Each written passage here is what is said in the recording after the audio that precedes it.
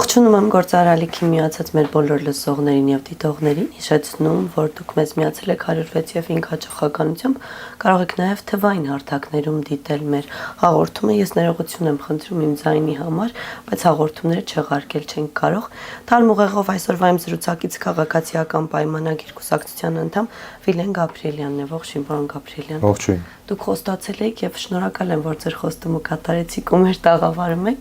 Ոնց է կյանքը առանց падգամավորական մանդատի։ Առանց падգամավորական մանդատի կարելի ասել կյանք գոյություն ունի։ Ինչպես որ մինչև այդ գոյություն ուներ եւ այդ ընթացքում է գոյություն ուներ, կյանքը լավ է, իր բունով գնում է, իհարկե որոշակի առումով մի քիչ պակաս պատասխանատվությամբ, ինչ որ չափով զուտ կապված օրենսդրական գործունեության մասով, բայց մյուս կողմից ամեն դեպքում այլ գործեր ունեմ, որոնցով զբաղվում եմ եւ պատասխանատվությունը կարելի է, ինչով եք այս բանից զբաղվում։ Ես այս պայդրությամբ եւ միջև էդ էլ իհարկե հանդիսանում եմ Գարդման Շիրվան Նախիջևան համայնքական միության նախագահ, որը որ զբաղվում է բռնի տեղանվածների իրավունքների պաշտպանությամբ։ Շատ լավ, պարոն Գաբրիելյան, ամեն դեպքում այսօր դուք նախկին падգամավոր եք, մենք եթերից առաջ էլ կարծես թե դրան մի փոքր անդրադարձանք, որպես նախկին այդ պիտակավորումը չի խանգարում։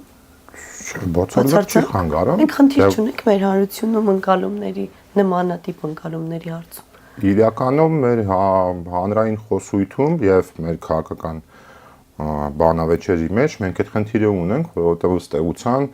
մենք վաղուց պետք է այդ նախկին ներկայի էջը ծալած լինեինք, որովհետև փաստը կայանում է նրանում, որ շատ ավելի կարևոր գործեր կա, որոնցով պետք է զբաղվել եւ ըստ էության քաղաքական գործունեությունը եւ քաղաքական խոսույթը պետք է լինի բովանդակության վերաբերյալ, այլ ոչ թե իրար վիրավորելու, իրար պիտակավորելու, իսկ ինչ վերաբերում է իմ մասով նախկինը, չէ՞ բացարձակ խնդիր չունեմ, որտեղ փաստ է, որ ես նախկին ազգային ժողովի падգամավոր եմ ըստ էության։ Հիմա դուք որ կողքից նայում եք ազգային ժողովում, ամեն դեպքում այլա երբ ներսում ես լինում, այլա երբ կողքից ես այդ ամենին նայում, ձեր կարծիքը այդ կատարվողի մասին, այ դպրոցում վերջին անգամ այս մերձավարին դպրոցում ինչ տեղի ունեցավ, շատ են քննադատություններ, որ այ ազգային ժողովում այս տեսքն է, դե պարզ է, որ օրինակ էր լինելու, թե աշակերտների համար, թե ուսուցիչների եւ թե ծնողների վարքի համար։ Իրականում դա օրինակ է ամբողջ ազգի համար։ Ոնց եք դուք վերաբերվում կողքից նայելով։ Միանշանակ է, որ հանրային ցանկացած ծառայող կամ պետական պաշտոնյա իր առաքելությունն է նաև հանրության համար օրինակ ծառայելը եւ որոշակի առումով այդ այսպես ասած մեղադրանքը կամ քննադատությունը կարա տեղի ունենա, ինչ վերաբերում է ազգային ժողովը, մինչ դա տեղի ունեցող իրադարձություններին, պետք է արդարության համար նաև ասել, որ ինչ չի որ դա հաճախակի բնույթ է կրում, տենց դեպքեր լինում են։ Ազգային ժողովում հաճախակի չի։ Դե ոնց որ 6 ամիսը մեկ մի տենց դեպք ունենում ենք։ Միանշանակ է, որ իհարկե դա դատապարտելի է, բայց ես դա սենց ասեմ, էլի, օրինակ ես որ ազգային ժողովում որպես այդպեսին ցես կրտուկ տենամ, ես դրա այդ խնդիր չեմ ունենա մենակ մի պարագայում, երբ որ ես իմանամ, որ դա գաղափարի շուրջ է, բովանդակության շուրջ է, այլ ոչ թե ըստ էության տենց իրար շարունակաբար այդ մեղադրանքների դաշտը մեր ընդդիմությունը իրականում այդ իր մեծագույն խնդիրն է, որ ինքը չի կարողանում հասկանա կամ չեմ անում կամ գուցե հասկանում են, բայց ուրիշ ձև չեն կարողանում անեն, որ քաղաքականությունը եւ քննադատությունը դա չպետք է անձերի վերաբերյալ լինի, դա պետք է լինի բովանդակության վերաբերյալ։ Ես որպես քաղաքացիական պայմանագիր կուսակցության անդամ եւ որպես նախկին ազգային ժողովի падգամավոր քաղաքացիական պայմանագիր խմբակցությունից այնպես չի որ մեր մոտ ամեն ինչ նորմալ է եւ մենք ամեն ինչ ճիշտ ենք անում։ Մեզ շատ տեղեր կա քննադատելու, բայց հավանաբար մեր ընդդիմությունը չունի այդ գիտակցությունը եւ այդ խելամտությունը, որպեսզի մեզ քննադատի այնպես, որ մենք ոնց ասեմ, ճիշտ է, Իսկ իշխանությունը ունի։ Իշխանությունը իրականում բավականին այդ մի ունակությունը մենք ունենք, էլի, ինչքան էլ ձեզ կարող է թվալ, չէ, մենք ներսում էլ իրար հետ բանավիճելիս, մենք շատ լավ կարողանում ենք մեզ ինքնակնադատել, բայց մեզ համար շատ կարևոր է եւ ինձ համար անձնապես շատ կարևոր է, որ այդ ինքնակնադատությունը զուտ որպես փաստի արձանագրում չլինի, որ կարող եմ ինձ ինքնակնադատեմ, արձանագրեմ ու գնամ առաջ, պետք է այդ լավ ունակություն է ինքնակնադատվել, բայց պետք է նաև դրա հիման վրա վերլուծություններ անել եւ վերափոխվել։ Իմ տպավորությամբ ես երբ նայում եմ ազգային ժողով, կարծում եմ երկու կողմից էլ անձերի շուրջ է այդ ամենը պտտվում եւ ինչպես կարող է անձերի շուրջ պտտվել, եթե իշխանությունը ձևավորվել է անձին հեռացնելու գաղափարախոսությամբ, ոչ թե գաղափար բերելու եւ փոխելու ինչ որ։ Բայց դա առանցքային խնդիրն է անդիմության։ Որովհետեւ օրինակ ես որպես նաեւ նախկին անդիմադիր, որը որ եղել է մինչև հեղափոխությունը, մենք իրականում այդ խնդրի վերաբերյալ մտածել ենք եւ մենք ինքներս վերափոխվել ենք, որովհետեւ մինչև առնվազն 12 եւ 13 թիվը մեր իշխանապողության անելու թիրախը ոնց որ եղել է անձը, բայց մենք այդ խնդիրը հասկացել ենք, որ քաղաքականությունը անձերի դեմ պայքարելու չէ, քաղաքականությունը գաղափարների վեճ է եւ դու պետք է հստակ քաղաքական օրակարգ ունենաս, որպեսզի կարողանաս անես իշխանապողություն կամ մեր մոտ ստացվել է հեղափոխություն ըստ էության, ու ես կարծում եմ դա մեր անդիմադիրների մոտ զուտ բովանդակության պակասի պատճառով է։ Ինչ է ուզում անդիմությունը ձեզնից։ Անդիմությունը այդ բարդ հարց է, ինչ է ուզում անդիմությունը ձեզնից։ Ես ձեր թիմակիցներից շատերին հարցրել եմ, նաև անդիմության ներկայացուցիչներից շատերին եմ հարցրել, ինչ են մտածում այն շրջանառվող թեզի հետ, որ այս անդիմությունն ու իշխանությունը շատ համապատասխան են իրար։ Եվ շատ տարբեր կարծիքներ եմ լսել, հիմա ուզում ձեր կարծիքը։ Ինչ կասեք այդ մասին, որովհետև մարդիկ բոլորը ասում են կամ իրար հետ կապ ունեն, կամ իրար պահում են, կամ իրար օգնում են, այ որ սրանք գնան, սրանք կմնան։ Այդ թեզերի մասին ասելիք կա։ Իրականում, երբ որ դու ունես նման ընդդիմություն, դու մենք պետք է նաև արձանագրենք, որ այդ տեսանկյունից Հայաստանի Հանրապետության քաղաքական դաշտում կա բավականին մեծ վակուում, որը որ ըստ ես օրինակ շատ ուրախ կլինեմ, որ մեր ընդդիմադիրները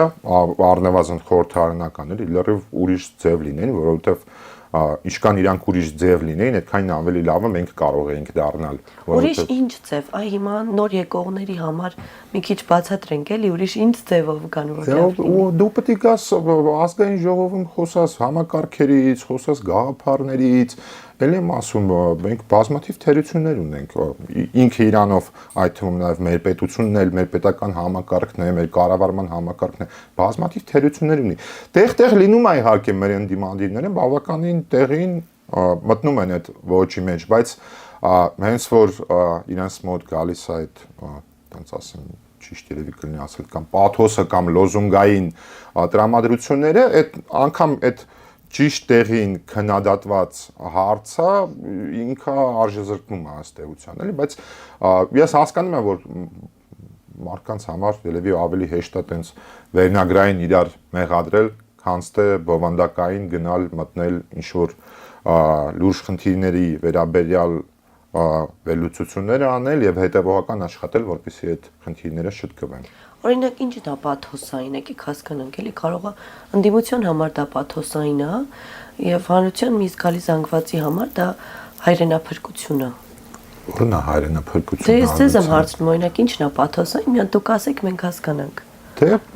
ես ճիշտ ասած չկարողանամ դա ճիշտ բացատրեմ, թե ինչն է իմը, բայց երևի պաթոս բառը սխալ եմ ընտրել, էլի։ Ասել կուզեմ այդ լոզունգային անznավորված Ասենք օրինակ, որ ընդդիմությունից մեղադրում են ձեզ, որ ցեղասպանության հարցը այսպես մոռացության եք մատնում։ Ո՞նց ենք մատնում, որ դա անհիմ, ասենք հենց դա է խնդիրը, դա անհիմն մեղադրանք է։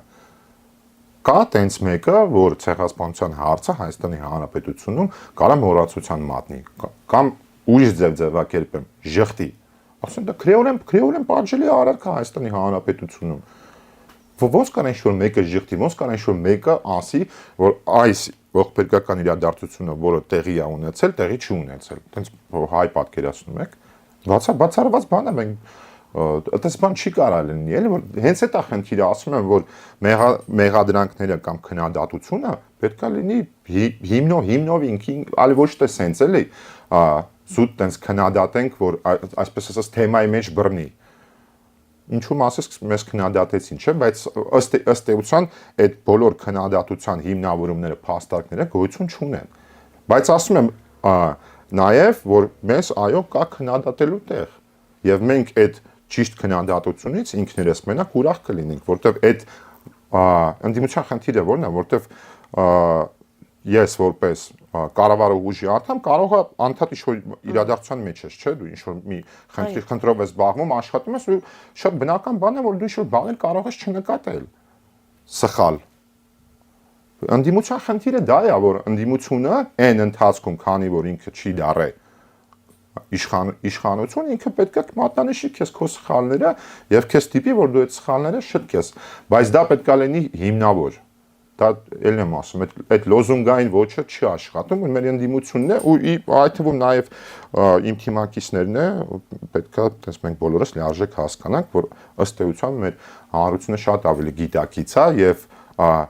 այդ Facebook-յան լայքերի տրամաբանության հետևից այնքան է շատ գնացող չէ, էլի մեր հանրությունն է ըստ էության այդ մեր նախորդ հարցում խոսացած նախկին ներկա խոսույթից արդեն բավականին ձանրացել է։ Պարոն Գաբրիելյան, հիմա պատկերացրեք, այսպես դուք ընդդիմադիր պատգամավոր եք, ինչը կքննադատեիք իշխանության վարքագծի, արարքների, անելիքների ու չանելիքների մեջ։ Իշխանության անելիքների եւ չանելիքների մեջ ես մի քիչ տենց գլոբալ առումով ասեմ, ես կարծում եմ, որ իշխանությունը պետքա գնա վերափոխումների ճանապարհով, այսինքն ասել կուզեմ, որ բարեփոխում բառը պետքա իշխանության խոսույթից դուրս գա։ Մենք բարեփոխումներ պետքա չանենք, մենք պետքա անենք վերափոխումներ, որովհետև ինձ համար միանշանակ է, որ Հայաստանի Հանրապետությունում համակարգերը, ինստիտուտները, որոնք որ գոյություն ունեն, հերիք չի ի սկզբանե հիմնված են սխալ հիմքերի եւ սկզբունքների վրա, այդ թվում նաև տասնյակ տարիներ անգամ այդ սխալ հիմքերը, որոնց վրա ստեղծվել է, խաթարվել են եւ ճիշտ բառ պետք է ընտրեմ, էլի փչացել են, էլի ավելի շատ փչացել են եւ ինձ համար միանշանակ կամ նեխել են եւ ինձ համար միանշանակ եւ աներկբա է, որ մենք պետք է գնանք համակարգերի վերափոխման ճանապարհով։ Երբ դա երբեք ուշ չի անել իրականում, որովհետև այնուամենայնիվ խոսքը գնում է պետության մասին, այլ ոչ թե իշխանության կամ ընդդիմության մասին։ Հայաստանի Հանրապետությունը այնուամենայնիվ պետք է ֆիքսենք, որ վատ թե լավ երիտասարդ պետություն է 35 տարին այդքան է մեծ ժամանակ չի պետության համար, այնպես չի, որ աշխարհի զարգացած պետությունները իրանց ստեղծման օրվանից սկսած ճիշտ համակարգեր են կարողացել ընդդրել։ Այդ ուղղությամբ պետք է անդադար հետևողական աշխատել։ Չէ, բայց յուրաքանչյուր փորձն էլ կարող է անհետևանք չմնալ, չէ, եւ կարող է լուրջ ազդեցություն ունենալ։ Եվ ժամանակի ձգձգումը, հետաձգումը, այդ ամեն ինչը հատկապես այս իրավիճակում, երբ մենք պատերազմի մեջ ենք անդադար եւ տարածաշրջանը եւ աշխարհը, այդ յուրաքանչյուր րոպեն հաշվարկած չի մեզ համար։ Այդ յուրաքանչյուր րոպեն խնդիրը հենց դրա մեջ է։ Հաշվարկողները իրականում ես ու դուք չպետք է լինենք, այդ հաշվարկողները պետք է լինեն պետական համակարգերը, բայց իմ անձնական կարծիքով պետական համակարգերը այդքան է կատարյալ չեն եւ ըստ էության պատշաճ չեն կարողանում հաշվարկել այդ ձեր ասած բոլոր խնդիրները եւ մարտահրավերները, դրա համար պետք է գնալ լուրջ շատ ավելի լուրջ եւ խորքային, կարելի ասել, եթե վերափոխում բառը մի քիչ այլ ձևով ձևակերպեմ, լուրջ ռեֆորմների պետք է գնալ։ Պետք է գնալ։ Իսկ եթե պարզապես գնալ, նկատունը, չէ, ինչ եք տենց ասում, քաղաքացիական պայմանագիր կուսակցությունը որպես այդպեսին, որպես կառավարող ուժ գնալու տեղ չունի, ինքը կգնա մենակ։ Այն ժամանակ, երբ Հայաստանի Հանրապետության քաղաքացիները կընտրեն այլ ուժ, եւ որի մոտ կվստահեն ղեկավարել Հայաստանի Հանրապետությունը։ Մենք զբաղվում ենք քաղաքականությամբ, իսկ քաղաքականությունը այն մասին է, որ դու ունես գաղափարներ եւ նպատակներ, որոնք որ ուզում ես իրագործես, եւ իշխանություն դառնալու նպատակը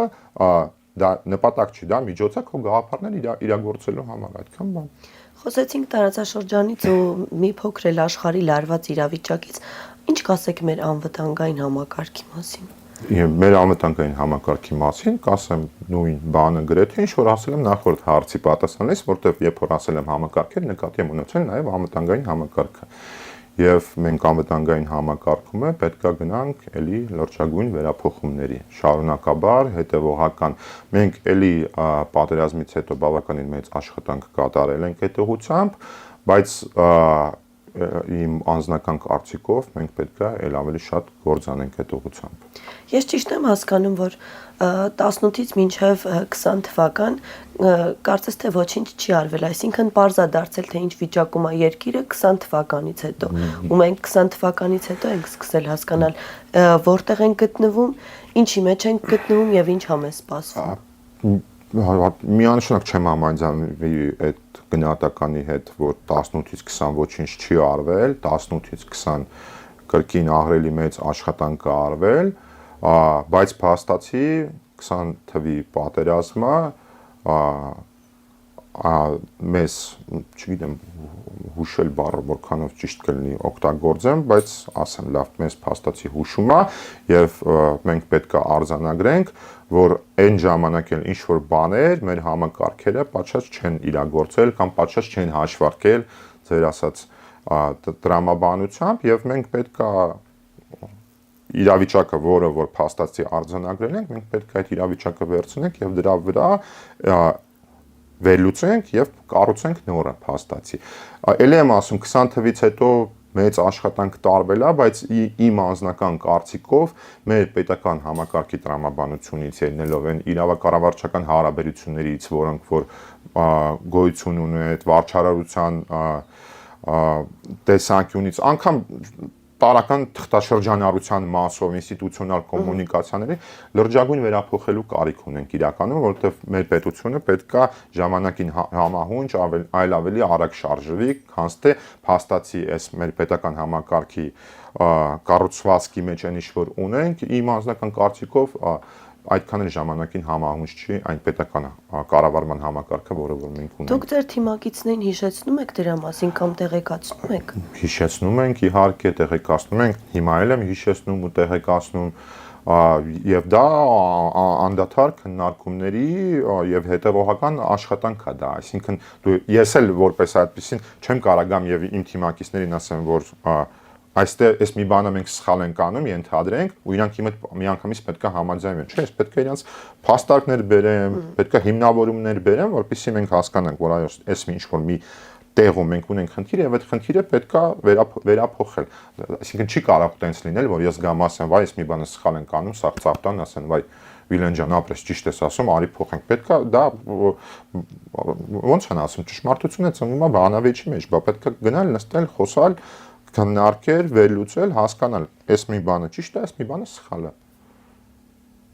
Հասկանալի է, պարոն Գաբրիելյան։ Զենքի օրենքի մասին կուզեմ խոսենք։ Այն ժամանակ, երբ դեռ պատգամավոր էիք, զենքի օրենքի մասին ցանկացած քննարկում կապվում էր ձեր անվան հետ, որովհետև ազգային ժողովում, այսպես ասած, առաջ տանող է այդ հարցի, մշտապես դուք եք եղել, եւ կարծում եմ դա գնահատվել է, կուզեմ այդ մասով էլ ձեր կարծիքը ասեք։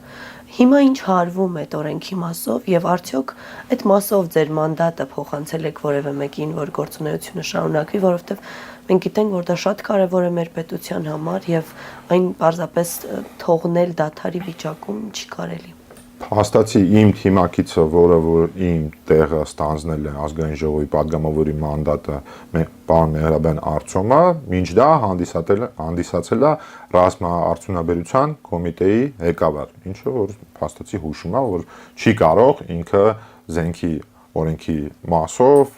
շահագրգիռ չլինել, բայց պետք է նաև ասեմ, որ ներքին գործերի նախարարության մեր գործընկերներն է, մենք էլ այս ընթացքում օրենքը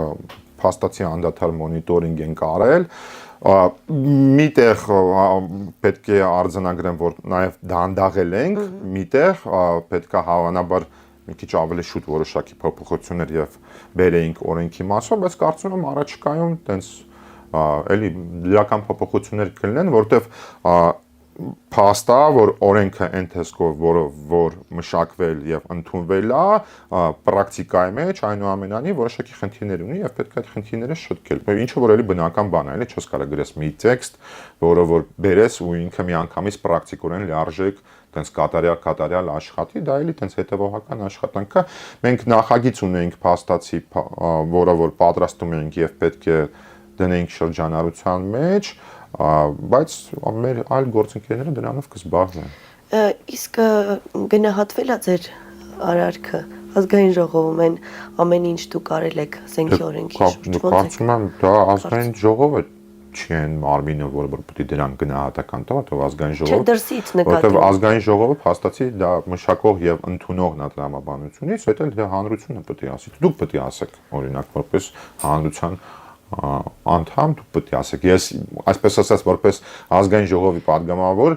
որը որ տվյալ գործով զբաղվել է, չեմ կարծում որ ճիշտ է, ես ինքս ինձ գնահատական տամ։ Մարդկանց հետ ում այդ աշխատել եք այսքան ժամանակ, ովքեր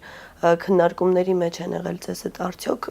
կարծում եմ չի կարող չգնահատվել եւ չի կարող դրական չգնահատվել։ Իմ անձնական հետևողական լինելու եք շարունակական ընթացքին։ Միանշանակ։ Ինչ կասեք նոր-նորքի թաղապետարանում տեղի ունեցածի մասով։ Նոր-նորքի թաղապետարանում տեղի ունեցած է միանշանակ դատապարտելի է։ Այդքանը։ Այդքանը։ Ընդհանրապես պարոն Գաբրիելյան, դատապարտելի է եւ վերջ։ Բա ինչ եք ակնկալում ինձանից, ինչ պետք է ասեմ։ Դե իշխանության օրոք արդյոք նման բաները չպիտի լիարժեքորեն այսպես չեզոքացվեին երկրի երեսից եւ մենք պիտի